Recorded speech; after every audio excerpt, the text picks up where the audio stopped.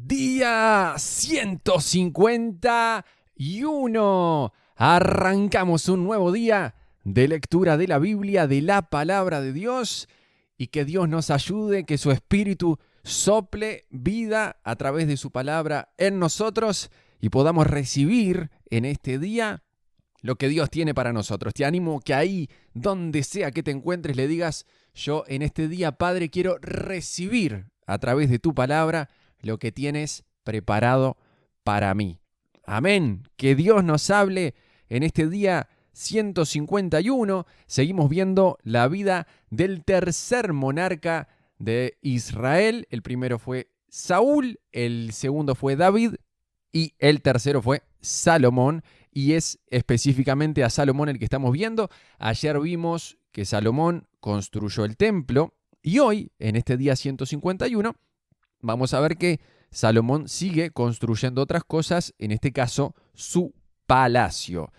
Primera de Reyes capítulo 7 arranca y dice así: Salomón también edificó su propio palacio y le llevó 13 años terminar la construcción. Uno de los edificios de Salomón se llamaba Palacio del Bosque del Líbano.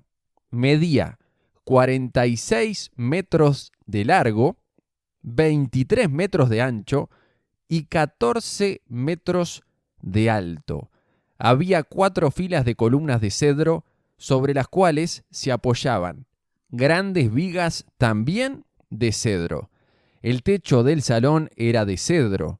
Encima de las vigas que estaban sobre las columnas había 45 cuartos laterales dispuestos en 3 niveles de 15 cuartos cada uno. En cada extremo del largo salón había 3 filas de ventanas, unas frente a otras. Todas las puertas y sus postes tenían marcos rectangulares y estaban dispuestas en grupos de 3, unas frente a otras. Salomón también construyó el salón de las columnas, el cual tenía 23 metros de largo y 14 metros de ancho. En el frente había un pórtico con una especie de cubierta sostenida por columnas. Además, Salomón construyó la sala del trono, conocida como el Salón de Justicia, donde se sentaba a oír los asuntos legales. El salón estaba recubierto con paneles de cedro desde el piso hasta el techo. Vamos a hacer un pequeño paréntesis acá. Qué increíble era esta construcción. Te das cuenta que era glamour, glamour. No sé en dónde vivís vos, pero yo ni cerca de un lugar tan grande y tan amplio como el que tenía Salomón. Me llamó la atención que construyó la sala del trono, conocida como el Salón de Justicia, donde se sentaba a oír los asuntos legales. El Salón de Justicia, me hace acordar, ¿te acordás de la Liga de la Justicia? En la que estaba Batman, Superman, la Mujer Maravilla, Flash, Aquaman. Estaba la Liga de la Justicia, que ellos se dedicaban a impartir justicia, donde había injusticia. Bueno, Salomón tenía su Salón de Justicia, donde se sentaba a oír los asuntos legales. No tenía los superpoderes de Superman o la Mujer Maravilla o Aquaman, pero impartía justicia en su salón de justicia, como a través de la sabiduría que Dios le había dado. Como lo vimos, ¿te recordás? Esas 2 mujeres prostitutas, que una decía que había muerto su hijo y que la otra se lo había robado, y toda esa disputa, y que Salomón, con la sabiduría de Dios, había resuelto el problema. Y vemos que en este palacio que se construyó Salomón, dejó un lugar, era el Salón de Justicia, donde estaba su trono, donde venían esos asuntos, y a través de la sabiduría de Dios, él podía resolver esos conflictos que presentaban ante él. Vamos a seguir viendo cómo sigue este lugar, este palacio de Salomón. Versículo 8 dice así: las habitaciones privadas de Salomón rodeaban un patio que estaba detrás de este salón y estaban construidas de la misma forma. También construyó habitaciones privadas del mismo estilo para la hija del faraón con quien se había casado. Desde los cimientos hasta los aleros, todos los edificios estaban hechos con enormes bloques de piedra de primera calidad, cortados con sierra y terminados a las medidas exactas en cada uno de sus lados. Algunos de estos enormes bloques que se usaron para los cimientos tenían una longitud de 4,5 metros y otros de 3,5 metros. Los bloques de piedra de primera calidad que se usaron para las paredes también fueron cortados a medida, y allí también se utilizaron vigas de cedro. Las paredes del gran atrio se construyeron de tal forma que había una hilera de vigas de cedro por cada 3 hileras de piedra acabada, igual que las paredes del atrio interior del templo del Señor con su antesala. El rey Salomón pidió que un hombre llamado Huram viniera desde Tiro. Este hombre era israelita, solo por parte de su madre, una viuda de la tribu de Neftalí, y su padre había sido un artesano del bronce en Tiro. Huram tenía mucha habilidad y talento para hacer todo tipo de trabajo en bronce, y aceptó ir para hacer toda la obra de metal para el rey Salomón. Huram fundió 2 columnas de bronce, cada una tenía 8 metros con 30 centímetros de alto y 5,5 metros de circunferencia. Para la parte superior de las columnas, fundió capiteles de bronce, cada uno tenía 2 metros con 30 centímetros de alto. Cada capitel estaba decorado con 7 conjuntos de enrejado y cadenas entrelazadas. También rodeó el enrejado con 2 filas de granadas para decorar los capiteles en la parte superior de las columnas. Los capiteles de las columnas que estaban dentro de la antesala tenían forma de lirios y medían 1 metro con 80 centímetros de alto. Los capiteles sobre las 2 columnas estaban rodeados con 200 granadas ubicadas en 2 filas al lado de la superficie redondeada junto al enrejado. Huram puso las columnas a la entrada del templo, una hacia el sur y la otra hacia el norte. A la del sur la llamó Jaquín y a la del norte Boaz. Los capiteles de las columnas tenían forma de lirios, así quedó terminado el trabajo de las columnas. Luego Huram fundió un enorme tazón redondo que medía 4 metros con 60 centímetros de borde a borde, llamado el mar. Tenía 2 metros con 30 centímetros de profundidad y 13 metros con 80 centímetros de circunferencia. Por debajo del borde estaba rodeado por 2 hileras de calabazas decorativas. Había unas 20 calabazas por cada metro de la circunferencia que se habían fundido como parte del tazón. El mar estaba colocado sobre una base formada por 12 bueyes de bronce que miraban hacia afuera. 3 miraban hacia el norte, 3 hacia el occidente, 3 hacia el sur y 3 hacia el oriente, y el mar estaba asentado sobre ellos. El grosor del mar era de unos 8 centímetros, su borde era acampanado como una copa y se parecía a una flor de nenúfar. Tenía capacidad para unos 42.000 litros de agua. Huram también hizo 10 carretas de bronce para llevar agua. Cada una medía 1 metro con 80 centímetros de largo, lo mismo de ancho, y tenía una altura de 1 metro con 40 centímetros. Las carretas estaban construidas con paneles laterales asegurados con travesaños. Tanto los paneles como los travesaños estaban decorados con tallas de leones, bueyes y querubines. Por encima y por debajo de los bueyes y leones había como adorno una guirnalda. Cada carreta tenía 4 ruedas de bronce con sus ejes también de bronce. En las esquinas contaban con unos soportes para los tazones de bronce. Estos soportes estaban decorados a cada lado con tallas de guirnaldas. En la parte superior de cada carreta había un marco redondo para el tazón. Ese marco sobresalía 46 centímetros por encima de la carreta, como un pedestal redondo. La abertura del marco medía 69 centímetros de lado a lado y estaba decorada por fuera con tallas de guirnaldas. Los paneles de las carretas eran cuadrados, no redondos. Debajo de los paneles había 4 ruedas conectadas a ejes que se habían fundido en una sola pieza con la carreta. Las ruedas tenían 69 centímetros de diámetro y eran semejantes a ruedas de carruajes. Los ejes, los rayos, los bordes y los cubos se fundieron con bronce derretido. Cada una de las 4 esquinas de las carretas tenían un agarradero que también se había fundido en una sola pieza con la carreta. A lo largo de la parte superior de cada carreta había un borde que medía 23 centímetros de ancho.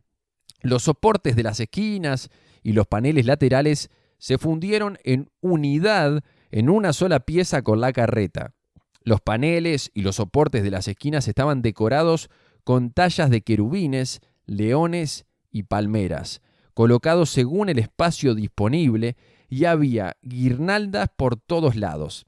Las 10 carretas para llevar el agua eran del mismo tamaño y fueron hechas iguales, pues cada una fue fundida en el mismo molde. Huram también hizo 10 tazones de bronce más pequeños, uno para cada carreta. Cada tazón medía 1 metro con 80 centímetros de diámetro y tenía capacidad para 840 litros de agua. Puso 5 carretas en el lado sur del templo y 5 en el lado norte.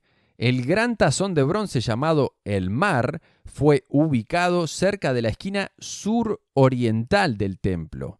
También hizo los lavamanos, las palas y los tazones que se necesitaban. Finalmente, Huram terminó todo el trabajo que el rey Salomón le había asignado que hiciera para el templo del Señor.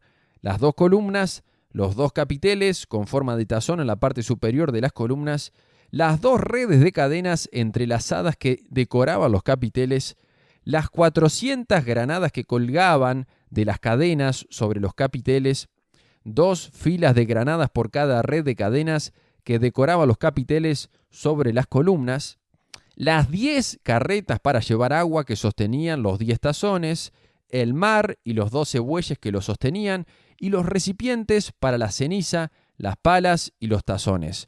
Huram hizo todos estos objetos de bronce bruñido para el templo del Señor, tal como le había indicado el rey Salomón. El rey mandó que se fundieran en moldes de barro en el valle del Jordán, entre Sucot y Zaretán. Salomón no pesó los utensilios porque eran muchos. El peso del bronce no se pudo medir. Salomón también hizo todo el mobiliario para el templo del Señor, el altar de oro, la mesa de oro para el pan de la presencia, los candelabros de oro macizo, 5 en el sur y 5 en el norte, frente al lugar santísimo, las decoraciones de flores, las lámparas y las tenazas, todo de oro. Los cuencos pequeños, las despabiladeras para las lámparas, los tazones, los cucharones y los recipientes para quemar incienso, todo de oro macizo. Y las puertas para las entradas en el lugar santísimo y el salón principal del templo, con el frente revestido de oro. Así terminó el rey Salomón todo su trabajo para el templo del Señor. Luego trajo todos los obsequios que su padre David había consagrado, la plata, el oro y los diversos objetos, y los guardó en los tesoros del templo del Señor. Ahí finalizamos Primera de Reyes capítulo 7. Vamos para Primera de Reyes capítulo 8 sin dar más vuelta, que dice así. Entonces Salomón mandó llamar a los ancianos de Israel y a todos los jefes de las tribus, los líderes de las familias patriarcales de los israelitas, para que fueran a Jerusalén. Ellos debían trasladar el arca del pacto del Señor desde su sitio en la ciudad de David, también conocida como Sión, hasta el templo. Así que todos los hombres de Israel se reunieron ante el rey Salomón durante el Festival de las Enramadas, que se celebra anualmente a comienzos del otoño en el mes de Etanim. Una vez que estaban presentes todos los ancianos de Israel, los sacerdotes levantaron el arca. Los sacerdotes y los levitas trasladaron el arca del Señor junto con la carpa especial y todos los objetos sagrados que había en ella. Delante del arca, el rey Salomón y toda la comunidad de Israel sacrificaron ovejas, cabras y ganado, en tal cantidad que fue imposible llevar la cuenta. Luego, los sacerdotes llevaron el arca del pacto del Señor al santuario interior del templo, el lugar santísimo, y la colocaron bajo las alas de los querubines. Los querubines extendían sus alas por encima del arca y formaban una especie de cubierta sobre el arca y las varas para transportarla. Estas varas eran tan largas que los extremos podían verse desde el lugar santo, que está delante del lugar santísimo, pero no desde afuera. Y allí permanecen hasta el día de hoy. Lo único que había dentro del arca eran las 2 tablas de piedra que Moisés había colocado en ella en el monte Sinaí, donde el Señor hizo un pacto con los israelitas cuando partieron de la tierra de Egipto. Al salir los sacerdotes del lugar santo, una densa nube llenó el templo del Señor, y los sacerdotes no pudieron seguir con la celebración a causa de la nube, porque la gloriosa presencia del Señor llenaba el templo del Señor. Vamos a hacer un paréntesis acá de esto que es increíble. El templo no iba a estar terminado y iba a ser realmente el templo hasta que el arca del Señor estuviese ahí, porque el arca tipificaba la presencia del Señor. Una iglesia, un templo, si Dios no está allí, no es un lugar, un templo de adoración a Dios. Lo más importante es la presencia de Dios, ¿no? Y dice que al salir los sacerdotes del lugar santo, una densa nube llenó el templo. La nube de la gloria de Dios. Y dice que los sacerdotes no pudieron seguir con la celebración a causa de la nube. ¡Qué hermoso momento para haberlo podido vivir, estar ahí! Yo que estoy como pastor en este momento, ¿cuánto anhelaría que descienda esa nube gloriosa, la presencia de Dios tan palpable, tan que yo no pueda predicar a causa de que Dios se está manifestando Él mismo, sin necesidad de que yo hable? ¡Qué hermoso!, ¿no? Yo estoy seguro que los sacerdotes, lo menos que estaban era frustrado. Yo, por lo menos como sacerdote, lo menos que estaría frustrado es decir, qué macana, que descendió la nube y no puedo hacer la celebración. No, qué maravilloso, porque lo que anhelábamos era esto, que Dios se manifestara en este lugar, que Dios con su presencia sellara este lugar como diciendo, esta sí es mi casa, ¿no? Es lo que Dios está diciendo al manifestarse. Yo me agrado con la construcción de este templo, estoy feliz en este lugar. Qué lindo, ¿no? Versículo 12 en adelante, dice así: Entonces Salomón oró: Oh Señor, tú dijiste que habitarías en una densa nube de oscuridad. Ahora te he construido un templo glorioso, un lugar donde podrás habitar para siempre. Luego el rey se dio vuelta hacia toda la comunidad de Israel que estaba de pie ante él, y después de bendecir al pueblo, dijo: Alabado sea el Señor, Dios de Israel, quien cumplió la promesa que le hizo a mi padre David. Pues le dijo a mi padre: Desde el día en que saqué de Egipto a mi pueblo Israel, nunca escogí una ciudad de ninguna de las tribus de Israel como el sitio donde se construyera un templo para honrar mi nombre. Pero he elegido a David para que sea rey de mi pueblo Israel. Después Salomón dijo: Mi padre David quería construir este templo para honrar el nombre del Señor, Dios de Israel. Pero el Señor le dijo: Tú querías construir el templo para honrar mi nombre. Tu intención es buena, pero no serás tú quien lo haga, será uno de tus hijos quien construirá el templo para honrarme. Ahora el Señor ha cumplido la promesa que hizo, porque he llegado a ser rey en lugar de mi padre, y ocupo el trono de Israel tal como el Señor lo prometió. He construido este templo para honrar el nombre del Señor, Dios de Israel. Además, he preparado un lugar allí para el arca, la cual contiene el pacto que el Señor hizo con nuestros antepasados cuando los sacó de Egipto. Luego Salomón, de pie ante el altar del Señor y frente a toda la comunidad de Israel, levantó las manos al cielo y oró. «Oh Señor, Dios de Israel, no hay Dios como tú arriba en el cielo ni abajo en la tierra. Tú cumples tu pacto y muestras amor inagotable a quienes andan delante de ti de todo corazón. Has cumplido tu promesa a tu siervo David, mi padre.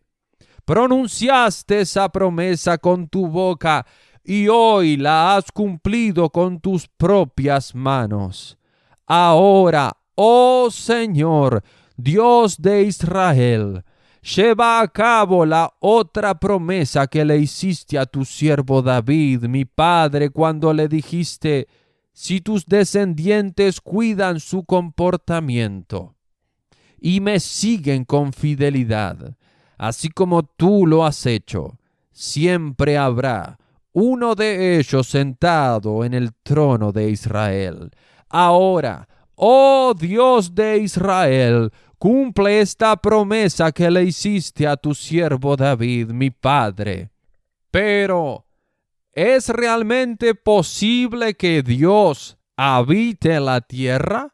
Ni siquiera los cielos más altos pueden contenerte, mucho menos este templo que he construido.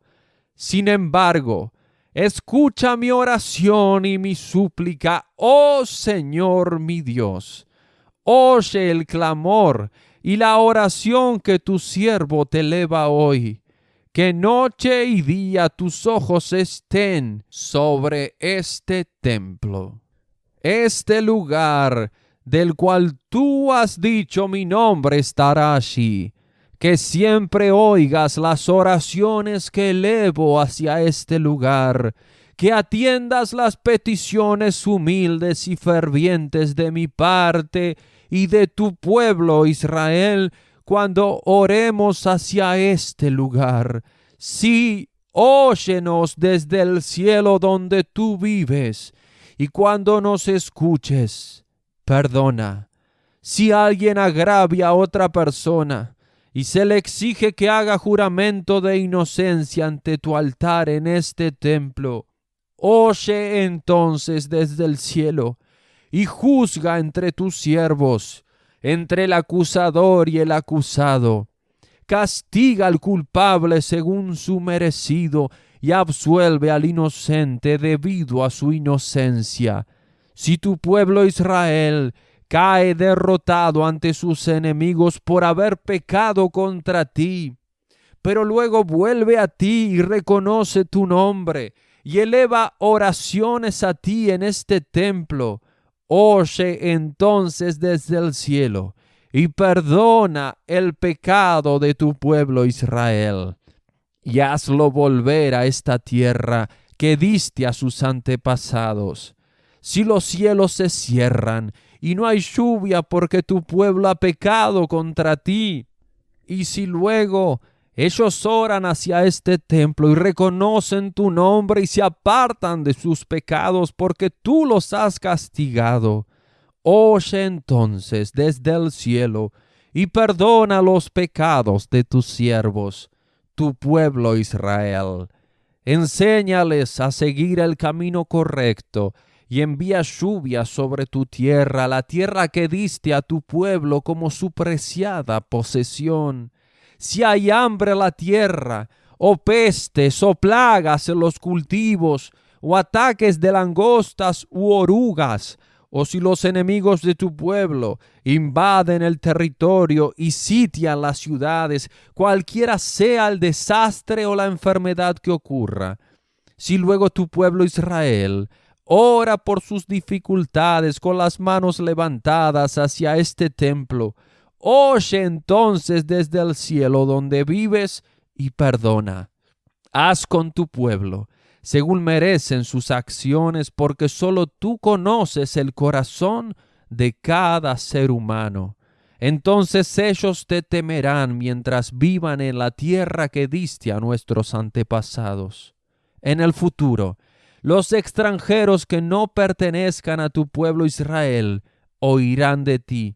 Vendrán de tierras lejanas a causa de tu nombre, porque oirán de tu gran nombre, de tu mano fuerte y de tu brazo poderoso. Cuando ellos oren en dirección a este templo, oye entonces desde el cielo donde vives y concédeles lo que te pidan.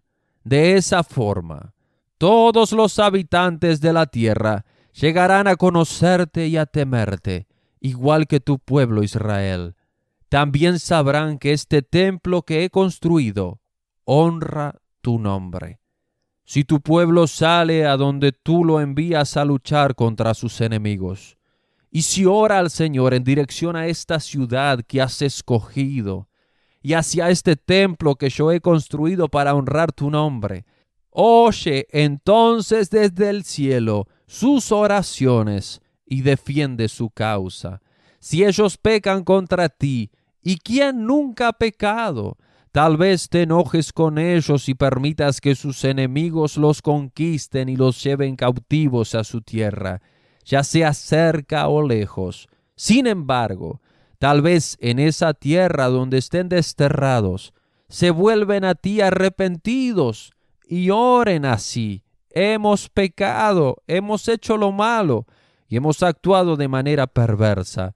Si ellos se vuelven a ti con todo el corazón y con toda el alma en tierra de sus enemigos, y oran en dirección a la tierra que diste a sus antepasados, hacia esta ciudad que escogiste y hacia este templo que he construido para honrar tu nombre, oye entonces sus oraciones y su petición desde el cielo donde vives y defiende su causa. Perdona a tu pueblo que ha pecado contra ti. Perdona todas las ofensas que haya cometido en tu contra. Haz que sus captores le tengan compasión, porque es tu pueblo, tu posesión más preciada, que sacaste de Egipto, ese horno para fundir hierro. Que tus ojos estén abiertos a mis peticiones y a las peticiones de tu pueblo Israel. Que los oigas y les respondas cada vez que clamen a ti. Pues cuando sacaste a nuestros antepasados de Egipto, oh Señor soberano, le dijiste a tu siervo Moisés que habías apartado a Israel de todas las demás naciones de la tierra, para que fuera tu posesión más preciada. Cuando Salomón terminó de elevar estas oraciones y peticiones al Señor, se puso de pie frente al altar del Señor, donde estaba arrodillado con las manos levantadas al cielo. De pie, bendijo en voz alta a toda la congregación de Israel, diciendo: Alabado sea el Señor, quien ha dado descanso a su pueblo Israel, tal como lo prometió. No ha faltado ni una sola palabra de todas las promesas maravillosas que hizo mediante su siervo Moisés. Que el Señor nuestro Dios esté con nosotros como estuvo con nuestros antepasados. Que nunca nos deje ni nos abandone. Que ponga en nosotros el deseo de hacer su voluntad en todo y de obedecer todos los mandatos, los decretos y las ordenanzas que dio a nuestros antepasados. Y que esta oración que hice en la presencia del Señor esté delante de Él continuamente, de día y de noche, para que el Señor nuestro Dios haga justicia conmigo y con su pueblo Israel, según las necesidades de cada día. Entonces gente de todo el mundo sabrá que el Señor es el único Dios y que no hay otro. Que ustedes sean totalmente fieles al Señor nuestro Dios. Que siempre obedezcan sus decretos y mandatos, tal como lo están haciendo hoy. Luego, el rey y todo Israel junto con él ofrecieron sacrificios al Señor. Salomón presentó al Señor una ofrenda de paz de 22,000 cabezas de ganado y 120,000 ovejas y cabras. Así el rey y todo el pueblo de Israel dedicaron el templo del Señor. Ese mismo día, el rey consagró la parte central del atrio que está delante del templo del Señor. Allí presentó las ofrendas quemadas, las ofrendas de grano y la grasa de las ofrendas de paz. Porque el altar de bronce, que está en la presencia del Señor, era demasiado pequeño para tantas ofrendas quemadas, ofrendas de grano y la grasa de las ofrendas de paz. Entonces Salomón y todo Israel celebraron el festival de las enramadas en presencia del Señor nuestro Dios. Se había reunido una gran multitud desde lugares tan lejanos como Lebo Hamat en el norte y el arroyo de Egipto en el sur. La celebración continuó 14 días en total, 7 días para la dedicación del altar y 7 días para el festival de las enramadas. Una vez terminado el festival, Salomón despidió al pueblo. Ellos bendijeron al rey y regresaron a sus casas llenos de alegría y muy contentos porque el Señor había sido bueno con su siervo David y con su pueblo Israel. Ahí finalizamos Primera de Reyes capítulo 8, un capítulo largo con 66 versículos, bastante largo, pero qué lindo esta consagración del templo, qué lindo todo lo que pasó, el corazón de Salomón, la oración de Salomón. Qué lindo el corazón que había en Salomón de agradar a Dios, de ser generoso con Dios, de darle lo mejor a Dios. Salomón buscaba la excelencia, buscaba darle lo mejor a Dios. Viste que no escatimó en los recursos para hacer el templo, no escatimó en las ofrendas que le dio a él. Él le dio lo mejor al Señor y muy linda la oración que hizo Salomón. Nos vamos rapidito para Salmos capítulo 33, que dice así: que los justos canten de alegría al Señor. Les corresponde a los puros alabarlo. Alaben al Señor con melodías de la lira. Toquen música para Él en el arpa de 10 cuerdas. Entónenle un cántico nuevo de alabanza.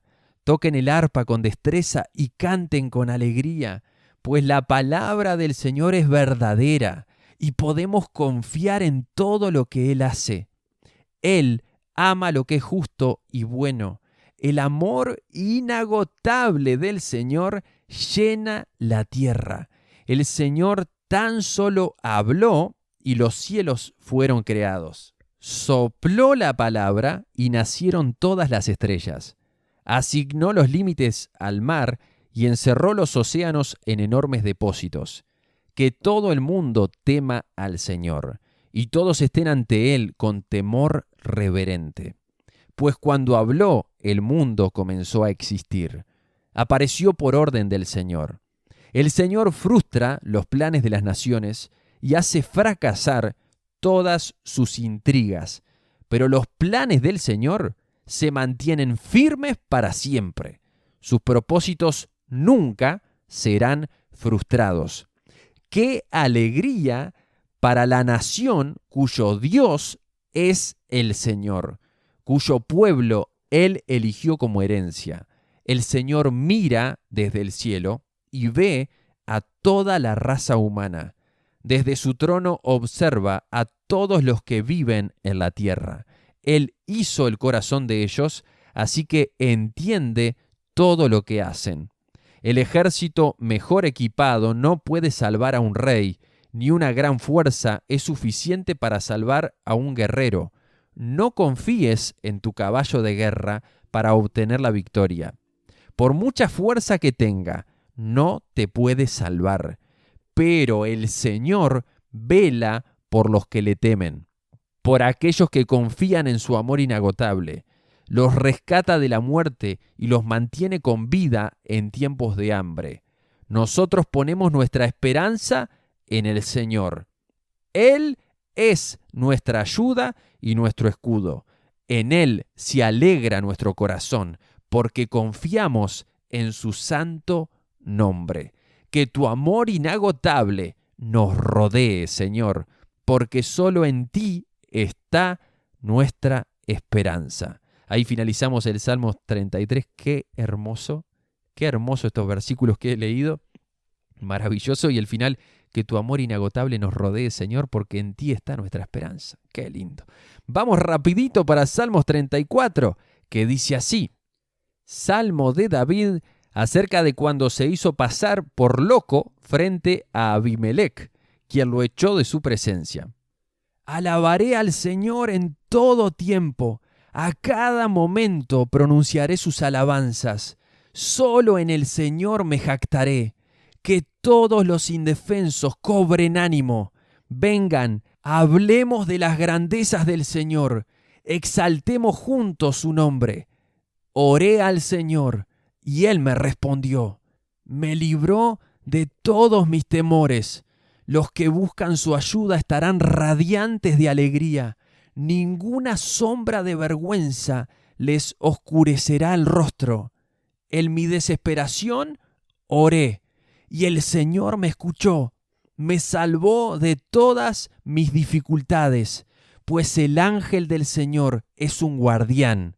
Rodea y defiende a todos los que le temen. Prueben y vean que el Señor es bueno. ¡Qué alegría para los que se refugian en Él! Teman al Señor, ustedes, los de su pueblo santo, pues los que le temen tendrán todo lo que necesitan. Hasta los leones jóvenes y fuertes a veces pasan hambre, pero a los que confían en el Señor no les faltará ningún bien. Vengan, hijos míos, y escúchenme, y les enseñaré a temer al Señor. ¿Quieres vivir una vida larga y próspera? Entonces refrena tu lengua de hablar el mal y tus labios de decir mentiras. Apártate del mal y haz el bien. Busca la paz y esfuérzate por mantenerla. Los ojos del Señor están sobre los que hacen lo bueno, y sus oídos están abiertos a sus gritos de auxilio. Pero el Señor aparta su rostro de los que hacen lo malo. Borrará todo recuerdo de ellos de la faz de la tierra. El Señor oye a los suyos cuando claman a Él por ayuda. Los rescata de todas sus dificultades. El Señor está cerca de los que tienen quebrantado el corazón. Él rescata a los de espíritu destrozado. La persona íntegra enfrenta muchas dificultades, pero el Señor llega al rescate en cada ocasión. Pues el Señor protege los huesos de los justos, ni uno solo es quebrado. Sin duda, la calamidad destruirá a los perversos, y los que odian a los justos serán castigados.